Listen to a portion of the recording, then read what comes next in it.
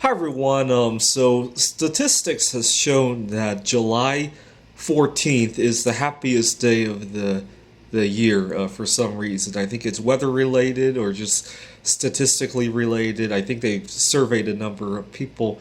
But so I guess we're approaching the happiest day of probably the unhappiest year of most people's lives so far. And I just remembered that 2020, if it plays out the way I think it does, is going to be the first year in 10 years that I didn't leave the country. The last time this happened was 2010, believe it or not. Believe it or not, this year I haven't even crossed a continental divide. I've been staying in the same side of the continent for the. Oh, I almost didn't leave the state, but I went to see a friend in California, and at the same time I went to see Lake Tahoe, which was really nice. But otherwise, I haven't left even a continental divide, and this will be the first time in 10 years. And before that, I used to not leave the country for years on end because I had a big fear of flying, and I also didn't like to drive. When I was 14 years old, 9/11 happened. I was actually going to college part time, and that morning I had headed to the college campus. My mom had drove me there, and everybody freaked out. Everybody was glued to the TV, and one of my former professors ran out and said, "Did you hear what happened?" He said a plane had hit, two planes had hit the Twin Towers, and he was all confused as well. And we went home after that, and I was actually more upset that my favorite television shows had been canceled. I used to love to watch a game show called Who Wants to Be a Millionaire. I learned a lot of trivia facts from watching that show, and eventually, when I was old enough, I tried to sign up for this show. I remember when I tried to sign up for this show, you would call an 800 number, and by this time, the computers at the college campus had really fast internet, and I would sit at the computer lab looking up answers while calling them, and it drove everybody nuts. I had a keyboard that was parallel wired to several computers so I could do Google, Bing, and all the other search engines at the same time, and the setup just drove everybody crazy. And it was but I was more upset that my favorite shows were canceled than about 9/11. So it wasn't until several weeks later did 9/11 actually sink in. I was immature at the time, emotionally. I mean, yes, I was going to college, but I was emotionally very immature. And eventually, the following summer, my family and I traveled to Taiwan, and I was on a lot of medication at the time because I had anxiety problems. I didn't like to fly, and somehow I got past the flying there. But when I got to Taiwan, I had manic episodes where I had big fears about how I was going to get home, and I drove everybody nuts. And I get home, and I vow never to fly again. My mom was very upset because at the time, three of my grandparents were still alive, and she told me that, I think you have to travel to Taiwan. They lived in Taiwan. I think you have to travel to Taiwan three more times. And I was like, why three more times? And she was like, well, don't you think it's your obligation to go to your grandparents' funerals and maybe to go visit them when they are ill? And I didn't want to think about it. I was 15 years old at the time. First of all, I didn't want to think that my grandparents would ever pass away, first of all. And second of all, I didn't want to think about having to fly there after having lost one of my grandparents. And so I told I was in denial. And so I explained to them, well, I think my grandparents have pretty healthy habits. At the time I was starting to look into eating healthier, and so I thought, I thought my grandparents ate a lot healthier than I did. They're gonna live forever. And eventually, when that didn't work, I told my mom that, I think we could drive to Taiwan someday. There's gonna be a bridge over the Bering Strait. And my dad, who knows a little bit about chemistry and physics, and he works with chemical engineering. He works with metal alloys. He says that's even more dangerous. You're not even going to survive one trip to Taiwan, let alone three. And I said, well, maybe eventually planes will be faster, and we'll get to Taiwan in like 2 hours or 3 hours. I can put up with that. I love theme park rides. A 2 hour flight to Taiwan is just like a theme park ride. I can get over that. My dad said, yeah, that might be possible, and so we left it at that. Well, we got home, and then 6, 7 months after we arrived home, one of my futuristic machines that was capable of going to Taiwan in 30 minutes also crashes, the Space Shuttle Columbia.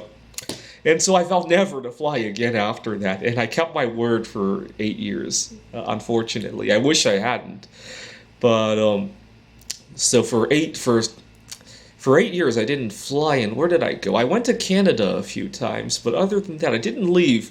Let's see. We were in Pittsburgh. I went to Canada one time. I went to State College to visit a friend who was going to school there, and then obviously I went to school in Rochester, New York. So for 8 years, I was stuck in Pittsburgh, Rochester, State College. Oh, I went to New York City a few times for a coin show, and Toronto. I was stuck in that area, and for a good part of the 8 years, I didn't even drive either. I used to have a big fear of driving.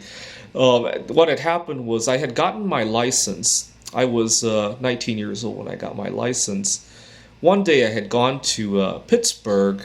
My mom was working at a bakery in Pittsburgh, and I needed to parallel park right outside of her bakery.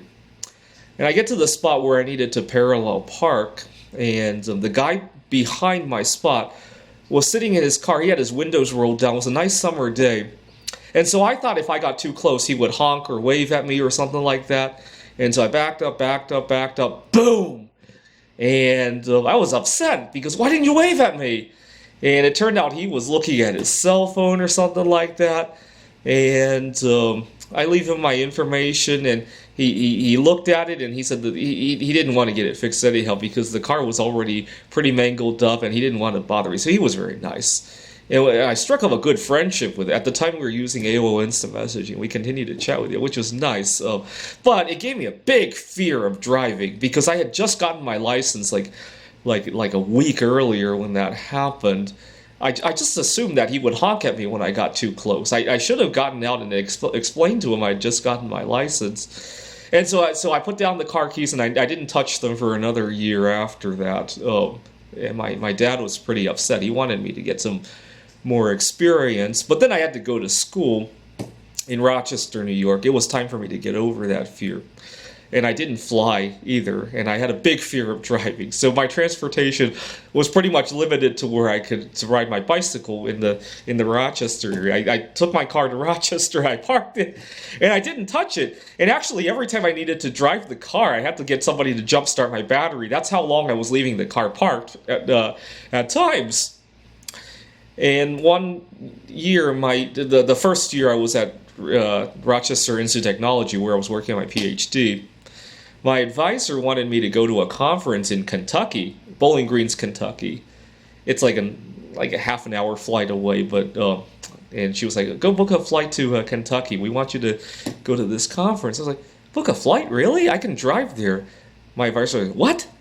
And I explained to her that I told her the same thing I told my family years earlier. I'm never going to fly again. Not after 9/11 and Space Shuttle Columbia. Maybe one day we can have a teleporting machine, right? I hadn't seen any teleporting accidents yet.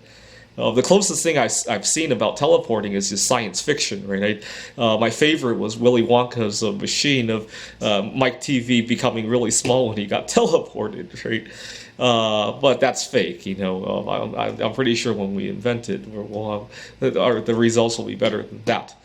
And not until we have a teleporting machine, right? That's what I told my advisor. I told my dad not until we had the fast flight, right? But then I saw something bad happen with that. So now I wanted a teleporting machine. My advisor was pretty upset, but she wanted me to go to the conference, and I insisted on driving there. So I got there, and I came back, and I was exhausted. And my advisor was pretty upset about how much time I wasted on the driving and on being exhausted after I came back.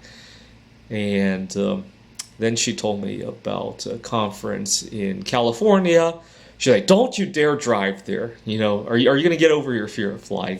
You know, this is a very nice place. It's in San Francisco. We'll even give you a very good hotel if you go there." I said, "All right." And I submitted the paper, but at the back of my mind, I'm thinking, I hope it doesn't get accepted. And so I probably sabotaged the submission, like unconsciously, just because I didn't want the paper to get accepted. And we got rejected. And then I submitted another paper, actually, I think the same paper, to another conference in Rome. And back of my mind, I hope it doesn't get accepted.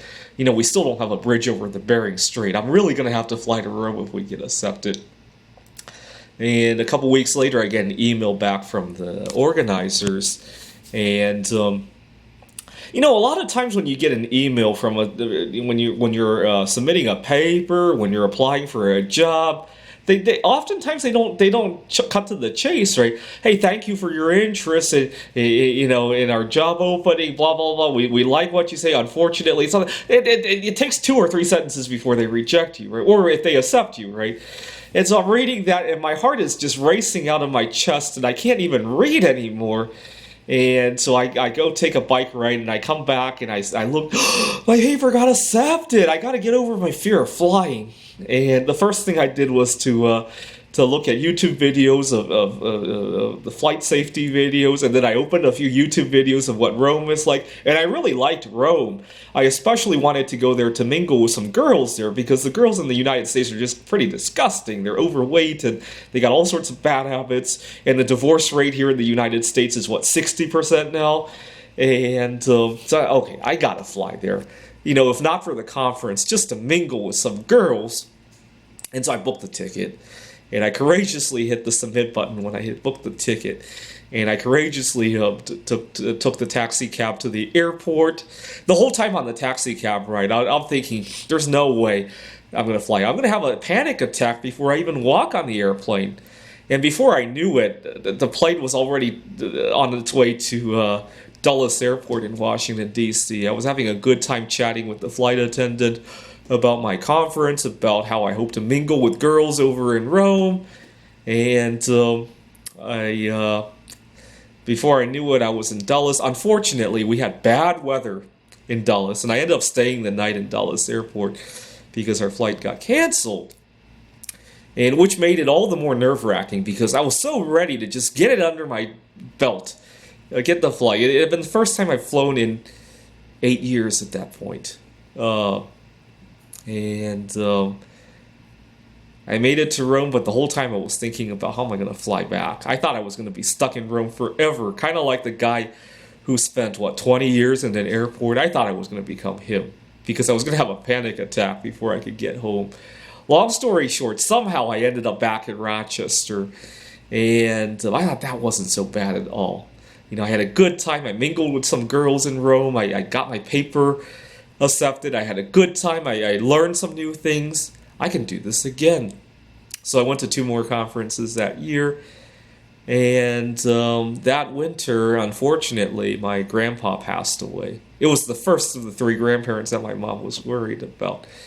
And I went to his funeral without a problem. So I checked off one of the 3. Fortunately, my other 2 grandparents are still alive. I still got 2 more to check off. I hope one of them I can do in a space shuttle someday, because I vowed that I wouldn't fly again until it was a space shuttle. I'm not so afraid of it anymore. Maybe one of them I'll go to in a space shuttle, and then the next one will be a teleporting machine, because that's what I vowed in the past. Unfortunately, I'm not so sure how I'll handle flying in the post-COVID-19 world. I'm not necessarily afraid of COVID-19, but I often get into disagreements with people about social distancing, about not washing my hands. I don't particularly like some of the disinfecting chemicals. Sometimes I'll go into a store and they have hand sanitizer out, but it's not the kind that I want to be using. I might have a bottle on me to use, but sometimes I forget to bring mine, and then I get into little disagreements like that. Sometimes I'm not very organized. I forget to bring my mask. And I'm on a plane, I'm always wanting to mingle with people. Sometimes people get angry at me because of the social distancing, and sometimes it feels like I could get into a fight. And obviously, with all the anxieties surrounding flying, a lot of people are fearful of flying, right? I sometimes still get afraid of flying momentarily, right, until I tell myself, how much I'll enjoy the trip. There's obviously the fear of terrorism and all that, and you know, I get very nervous about stuff that I bring onto the airplane because security always gets very confused about why I have all this equipment. Sometimes I like to, when I travel to a foreign country like Japan or Taiwan, and I go onto eBay and I buy bulk coins for very cheap, right? Sometimes I'll get 10,000 Japanese yen in coins, and I pay the equivalent of 8,000 yen, and then I bring them onto my carry-on luggage on the plane. And security always spends a lot of time with me on that, and with the worries of social distancing and all that, and them having to check me out, and it's going to add a lot of anxiety to them, right? I'm not sure how that's going to play out. I'll probably won't do the coin thing this year if I travel somewhere, just to avoid that problem, because obviously every time I get into a disagreement with social distancing, it never plays out well. What else can happen? And then having to worry about the chemicals. The other day, it's not so severe now because people are easing down. But not only was I putting on a cloth mask, but then on top of that, I was putting on one of those masks that people use for painting. And anyway, little things like that, on top of all the other scares of flying that are just rampant these days, right? I'm so glad I got over my fear of flying long before COVID-19. I would have missed out on a lot of things. Earlier this year, at the beginning of 2020, I made a resolution for the decade. I told myself I was going to visit the other 3 continents I hadn't gone to. I've been to North America, Europe, and Asia. I want to go to Africa, South America, and Australia, and maybe Antarctica. And then maybe, depending on technology, the moon. So, but at least the South America, Africa, and Antarctica this decade. And maybe South America, Africa, and Australia. And then maybe Antarctica and the moon this decade. Thanks for watching.